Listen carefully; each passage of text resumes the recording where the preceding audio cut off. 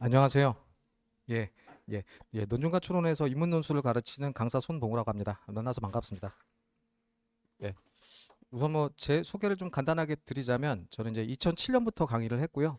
주로 강남대성하고 그다음에 중계 학림 논술에서 수업들을 오래 했었고 지금은 이제 여기 논증과 추론, 그다음에 중계 학림 그리고 학교 출강을 병행하고 있습니다. 제가 지금까지 이제 논술 수업을 진행을 하면서 얻은 건 경력이고요. 잃은 건 머리카락입니다. 그래서 나중에 부모님들 어, 특히 탈모 관리 여름에 좀 잘하셨으면 좋겠어요. 자, 우선 제가 오늘 이번 설명회 때 말씀드릴 좀 주제는 어, 얼추 이제 대학교에서 올해 논술 일정이 좀 나왔거든요. 그래서 그 논술 일정과 관련돼서 간단한 분석들을 조금 해드릴 거고, 그다음에 뒤에 제 강의 소개 간단하게 하고 마무리를 하겠습니다. 자, 우선은 그 받은 책자 있으시죠? 여기 논술의 길이란 요 책자를 받으셨을 텐데 일정은 7페이지하고 8페이지를 참고하시면 돼요. 그리고 이제 7페이지를 이렇게 이제 펴시면 이게 요일이 하나 조금 오타가 난 게 있는데 뭐 아주 중요한 건 아닙니다만 거기 서경대학교가 11월 1일이 월요일이 아니라 일요일이죠. 그래서 그 월요일을 그냥 일요일로만 수정해 두시면 됩니다. 그리고 미리 조금 말씀을 드리지만 사실 이게 일정들이 너무 많다 보니까 제가 주어진 시간에 다 꼼꼼하게 분석을 해 드릴 수가 없어요. 그래서 특히 요 한 장 넘기시면은 수능 끝나고 나서 다음 주에 진행되는 학교들 있죠. 뭐 한양대학교부터 맨 마지막에 아주대학교까지 요런 학교들은 차후에 혹시 설명회가 있을 때 그때 조금 더 제가 추가적으로 말씀을 드리거나 혹은 어, 상담 요청이 있으시면 제가 따로 부모님과 전화 통화하면서 그때 조금 자세한 정보 안내하도록 하겠습니다. 자, 우선은 여기 이제 보게 되면 수시 1차 일정이죠. 지금 보시면 7페이지에 있는 수시 1차 앞에 있는 부분 자료들을 제가 조금 더 확대한 건데 자, 우선 이제 보시면 홍익대학교하고 성신여대가 논술 일정이 조금 동일해졌어요. 물론 이제 구체적인 시간대는 나와 봐야 알겠습니다만은 원래 성신여대하고 연대는 9월 말에 봤거든요, 작년에. 근데 이제 연세대학교도 그렇고 성신여대도 그렇고 일정이 조금 늦춰졌죠. 근데 그 이유는 뭐냐면은 추석 때문입니다. 그래서 추석이 작년에 조금 늦었는데 올해는 추석이 9월 말에 있어서 대학들도 쉬어야 되잖아요. 그래서 연대하고 성신여대가 시험 일정을 조금 뒤로 뺀 것 같아요. 자, 어쨌든 우선 이제 홍익대학교하고 성신여대는 올해 기준으로 봤을 때 홍익대학교는 작년 기준 경쟁률이 조금 소폭 상승할 것 같고 성신여대 같은 경우에는 그대로거나 약간 하락할 가능성이 있습니다.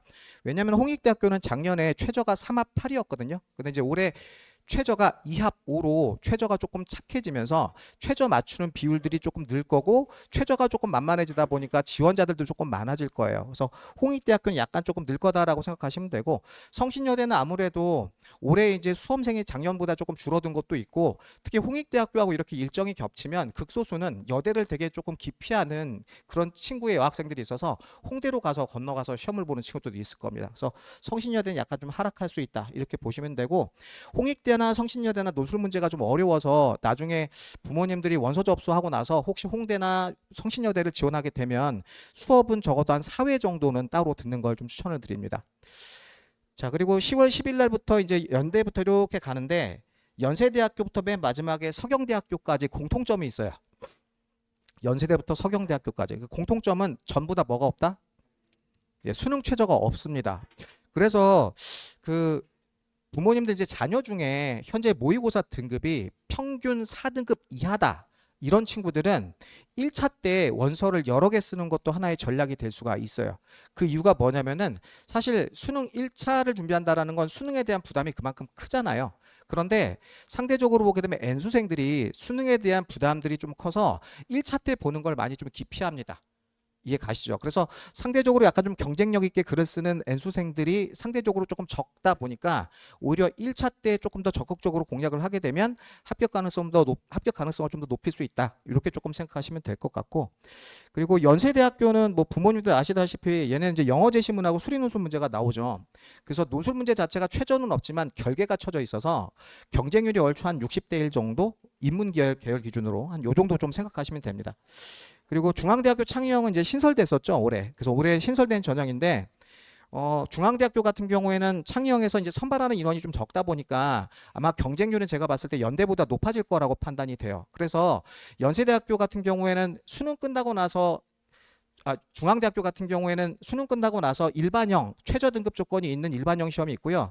그다음에 최저가 없는 창의형 시험 두 개가 있는데 이 두 개 학교를 다 지원해도 되긴 하거든요. 그런데 만약에 하나만 지원한다고 하게 되면 우리 아이가 최저를 맞출 수 있다. 중앙대학교 최저가 3합 6이거든요. 그래서 3합 6을 맞출 수 있으면 아무래도 일반형이 경쟁률이 훨씬 더 줄 거니까 수능 이후에 중앙대학교를 쓰는 걸 추천을 드리고, 아니다, 우리 아이는 3합 6이 조금 어려울 것 같고 중앙대학교 정도 합격을 하게 되면 난 충분히 만족할 것 같다 라면 창의역을 지원하시면 됩니다. 단 창의역은 N수생들 검정고시 친구들 지원 못해요. 현역만 지원할 수 있습니다. 자, 월초 한요 정도 받고, 그다음에 뭐 단국대학교 같은 경우에는 논술 문제가 상대적으로 되게 좀 어려운 학교입니다. 최저 등급 조건 없는데 100점 만점에 70점 정도 되거든요. 그래서 혹시 단국대학교 논술을 준비하게 되면은 실제 시험장 가면 1번부터 3번까지 분량을 다 채운 친구도 많이 없다고 해요. 그래서 끝까지 분량만 다 채워도 얼추 한 5대 1 안에 들 겁니다. 그래서 그 정도 조금 말씀을 드릴 거고, 그다음에 약수령과 관련된 설명들은 조금 생략을 할게요. 자, 그다음에 이제 아까 제가 말씀드렸던 것처럼 이제 대학별 파이널 수업인데, 연세대학교하고 이제 중앙대학교도 한 4회 정도 듣는 걸 추천을 하고, 연세대학교 같은 경우에는 문제가 결계가 쳐져 있다 그랬잖아요. 그래서 문제가 많이 어렵습니다. 논술을 꾸준히 했던 친구들도 연세대학교 논술 문제를 풀라고 주면 사실 시간 안에 다 못 풀어요. 근데 이게 문제가 어렵다기보다는 워낙 답안 작성 분량들이 많아서 시간 안에 작성하기가 조금 어려운 것 뿐입니다. 거기다가 연세대학교 논술 문제가 정형화돼 있어요. 그래서 하면 할수록 늘기 때문에 연세대학교 같은 경우에는 4회 플러스 알파 정도 듣게 되면 4회 이상 넘어가게 되면 그때부터는 아마 글들을 어느 정도 완성도 있게 쓰실 수 있을 겁니다. 자, 얼추 한 요 정도 좀 설명을 드리고, 그다음에 가톨릭 대학교 이후에 있는 다른 학교들 있잖아요. 뭐 가톨릭 대학교나 단대, 뭐 연대, 미래 이런 학교들은 한 3회차 정도 수업을 들어도 어느 정도 좀 쫓아가실 수 있을 겁니다. 자, 그리고 이제 다음 일정으로 한번 넘어가 볼게요. 자, 요거는 이제 수능 직후에 11월 19일 날 시험을 보고 11월 21일 날 토요일 날 시험을 보는 대학들을 제가 정리해 놓은 건데, 7페이지 하단에 있는 학교들을 제가 좀 확대해 놓은 겁니다.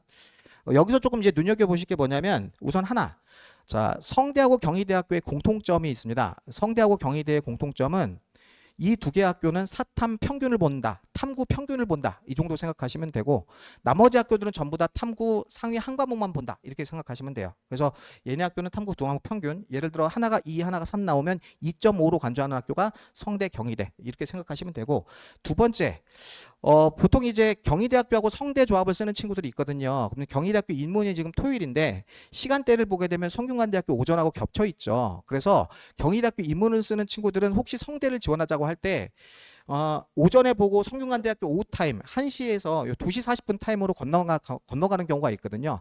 근데 하나 조금 주의하실 게 뭐냐면, 경희대학교 입학 전형 계획을 보게 되면은 뭐라고 나와 있냐면은, 우리 학생이 국제 캠퍼스든 혹은 경희대학교 같은 경우에 국제 캠퍼스든 서울 캠퍼스든 지원 여부와 상관없이 논술 시험 장소는 임의로 배정될 수 있다, 이렇게 나왔습니다.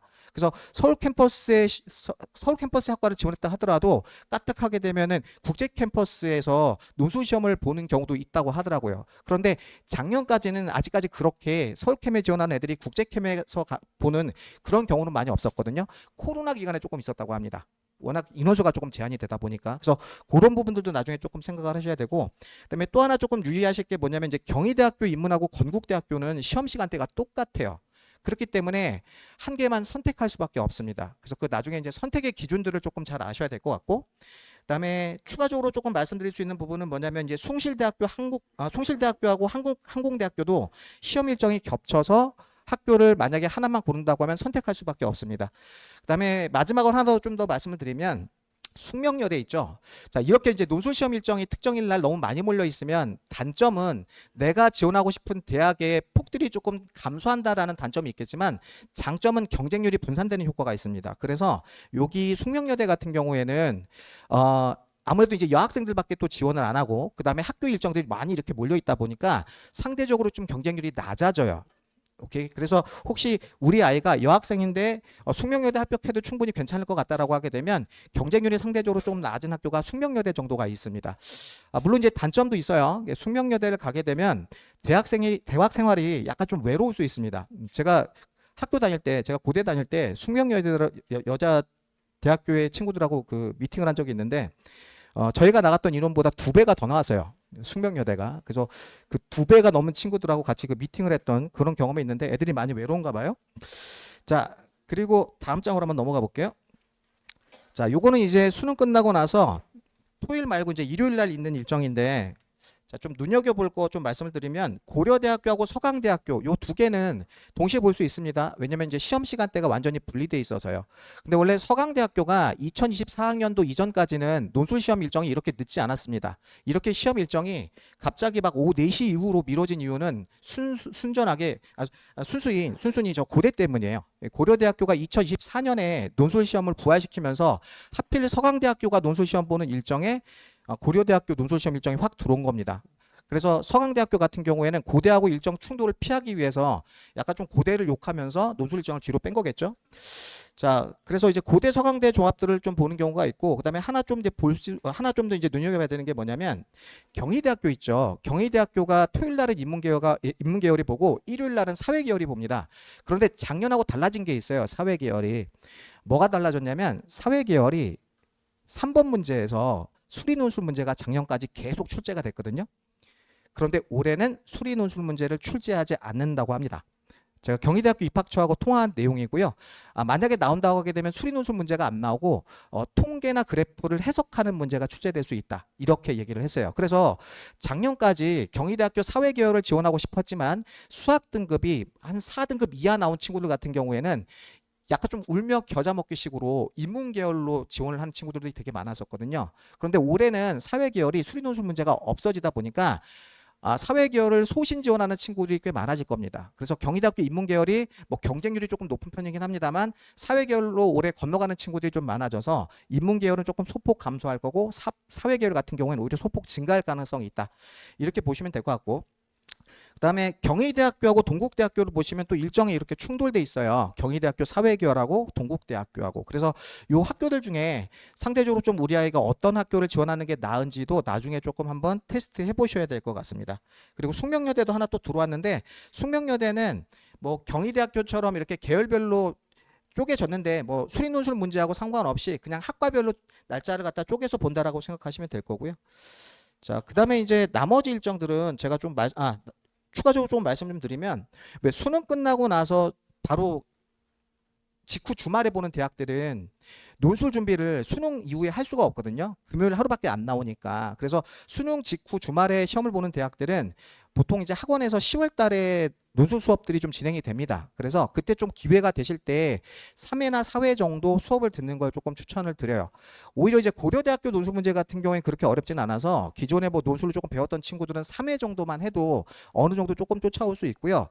조금 회차를 연대만큼 조금 많이 들어야 조금 성적이 나오는 학교가 어디냐면 성균관대학교가 좀 그렇습니다. 그래서 성균관대학교나 연대를 조금 생각하시는 부모님들은 수업을 나중에 한 4회 이상 뭐 성대나 혹은 연대 듣는 걸 좀 추천을 드려요.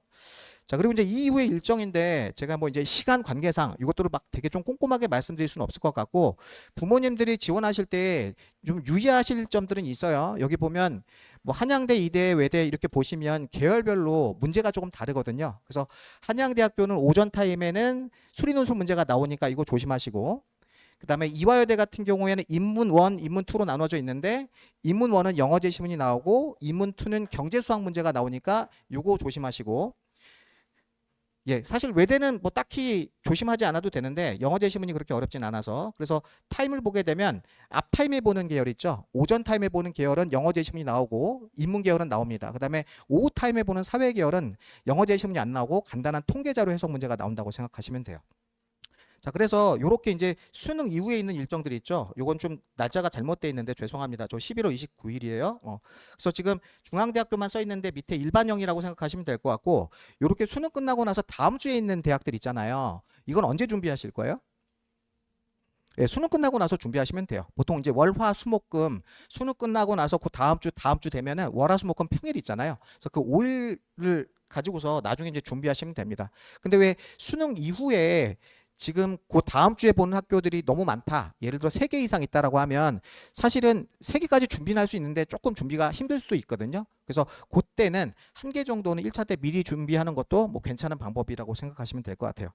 자, 얼추 이제 제가 일정은 요 정도 조금 말씀을 드렸는데 사실 일정만 가지고서 1시간 이상 분석해 드릴 수 있거든요. 어떻게 여기 나머지 선생님들 오늘 설명이 다 취소하고 이거 계속 분석할까요? 그럴까요? 아, 더 이상 그렇게 할 수는 없을 것 같고요. 아까 말씀드렸던 것처럼 나중에 혹시 좀 궁금하신 부분들이 있다면은 상담 신청하시거나 아니면 다음 설명회 때 제가 추가적으로 조금 말씀 좀 드릴 겁니다. 자, 그럼 이제 제 7월달 강의 소개를 좀 간단하게 좀 말씀 좀 드리면 여기 있는 자료는 아니에요. 그래서 이제 PPT 이렇게 보시면 됩니다. 보통 이제 다른 학원들을 가시면 어떤 식으로 아이들을 분반하느냐? 보통 이제 모의고사 등급을 기준으로 뭐 연서상반, 그 다음에 뭐 상위권반, 중위권반, 하위권반 이렇게 모의고사 등급을 기준으로 반을 나누는데 저 같은 경우에는 그렇게 나누지는 않고요. 문제의 특징별로 나눕니다. 그래서 7월달 이제 여름방학 때부터 수업들이 어떻게 좀 진행이 되냐면 문제의 특징별로 이렇게 유형화해서 우리 아이가 어떤 대학교 논술 문제하고 조금 궁합이 잘 맞는가를 테스트를 할 거거든요. 그래서 이제 1회차 보시면은 왜 앞에 이제 분류 문제, 예를 들어 1번 문제에서 분류 문제가 나오는 학교는 성균관대학교, 경희대학교 사회계열, 외대입니다. 그래서 우리 아이가 분류 문제를 잘 풀면 경희대학교, 사회, 그다음에 외대, 성대 문제가 잘 맞는구나 이렇게 생각하시면 되고, 그다음에 영어 제시문이 나오는 학교는 이제 연대, 이화여대, 인문, 그다음에 외대 인문이 있잖아요.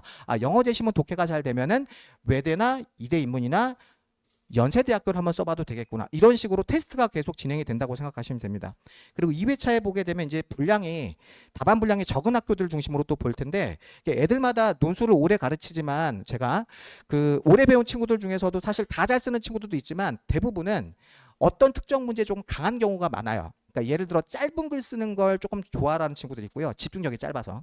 그 다음에 긴 글을 또 선호하는 친구들이 좀 있어요. 그래서 보통 이제 답안 분량 적은 대학이라고 하면은 600자 이내 정도의 답안 작성 분량을 요구하는 대학들을 얘기하는 거고, 이런 문제를 조금 잘 풀면 중앙대학교, 동국대, 뭐 숙대하고 좀 잘 맞는다 이렇게 생각하시면 되고, 그다음에 밑으로 가게 되면 답안 분량이 긴 대학들은 보통 900자 이상을 요구하는 대학이라고 생각하시면 됩니다. 특히 한양대학교 인문계열 같은 경우에는 1200자 정도 써야 돼요. 그 분량이 되게 길죠. 한 문제가 1200자 딱 하나 나옵니다. 인문사회계열 같은 경우에는. 그래서 분량이 긴 대학 문제를 잘 풀면 우리 아이는 한양대학교나 경희대학교 인문, 성신여대 여기하고 좀 잘 맞구나 이런 식으로 테스트한다고 생각하시면 되고, 마지막으로 저 자료 해석은 통계 해석을 물어보는 겁니다. 그래서 통계 해석 문제를 좀 잘 풀면 연대, 고대, 성대, 그다음에 올해 출제된다고 했던 경희대학교 사회계열이 맞구나 이런 식으로 계속 테스트를 한다고 생각하시면 돼요. 그래서 한 달이 예를 들어 사회 기준이라고 하면 이렇게 4번이 진행이 되는 거고, 제가 만약에 9월 원서 접수 기간이 원서 접수 기간까지 수업을 하게 되면 이렇게 4회차 수업을 2번 정도 진행한다고 생각하시면 될 것 같아요. 자, 그리고 저는 이렇게 이제 아이들이 어떤 대학교 논술 문제하고 궁합이 잘 맞나 테스트를 7월부터 9월 달까지 진행을 할 거고, 두 번째는 사실 제가 논술을 좀 잘 가르친다고 해서만 애들이 합격하는 건 아니에요. 뭐가 좀 있어야 되냐면은 애들이 국어 등급 정도도 수능에서 국어 등급도 어느 정도 조금 나와야 됩니다. 지금 이제 보시면 이게 제가 이제 작년에 합격했던 친구들을 중심으로 요 등급하고 그다음에 수능 성적하고 이거 좀 조사해 놓은 건데, 맨 위에 이제 연대 사회학과 합격했던 친구 같은 경우에는 제가 왜 학교 출강 나간다 그랬잖아요. 그래서 학교 출강 나갔다가 만난 친구고, 그 다음에 그 밑에 고대 친구는 내신이 2점대 후반인데 이 친구는 원래 이과 계열 쓰려고 했다가 고3 때 문과 계열로 틀었어요. 그래서 원래 생기부가 다 이과 쪽으로 맞춰져 있어가지고서 문과 쪽으로 틀면서 여태까지 이제 본인이 생기부에 적었던 활동들이 무의미해져서 논술로 틀었던 학생입니다. 그리고 밑에 보게 되면 한양대학교 합격했던 친구는 뭐냐면 논술로 3개 썼고 학생부 종합 전형으로 3개 썼는데, 이 친구는 약간 좀 뭐랄까요, 논술로 가장 좀 높은 학교 연대, 고대, 한양대 이렇게 3개 쓰고 그냥 한양대학교 합격해서 같은 친구입니다. 그래서 지금 이렇게 제가 쭉 합격자 소개를 했는데 사실은 저한테 수업을 들으면 이런 학교를 합격한다라는 걸 보여드리고 싶어서 그런 게 아니라, 이 친구들이 보게 되면 뭐 수학 등급은 조금 보지 마시고요. 국어 등급을 이렇게 보시면 얼추 해도 논술에서 합격을 하려면 요 정도 등급은 조금 나와야 될 것 같다라고 좀 감은 잡으셨으면 좋겠어요. 몇 등급 정도 되죠? 최소 몇 등급 정도? 4등급 정도로 나와야 됩니다. 물론 5등급짜리도 합격한 친구가 있어요. 제가 가르쳤던 친구 중에. 그리고 수리 논술 문제가 변별력 있는 학교 같은 경우에는 뭐 국어가 6등급인 경우에도 합격하는 경우가 있거든요. 근데 이런 경우는 되게 특수한 경우고 보통 5등급이 넘어가면 우리말이 좀 잘 안 통합니다.